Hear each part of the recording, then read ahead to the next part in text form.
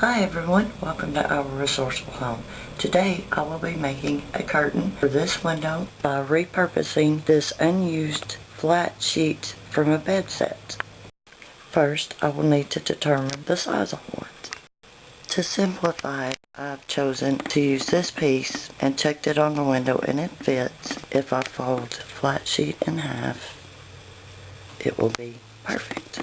I'm going to leave it folded in half because it's kind of thin and it's for the bathroom. So I've just lined it up and we'll cut straight through here. I'll just use a good pair of fabric scissors. It doesn't have to be exactly perfect. To make this even more simple, I will not be sewing. I will be using heat and bond. Unfortunately, my camera was not recording when I finished this process, so I thought I would try to walk you through what I did real quick. Using the heat and bond, following the package directions, I turned the fabric right sides together and placed the heat and bond down the rough edge where I had cut the fabric.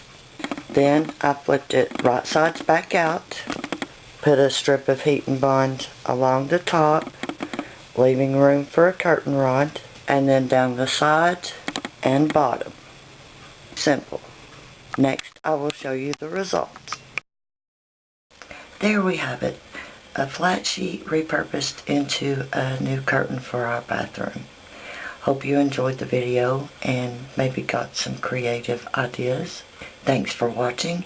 Have a wonderful day. May God bless you.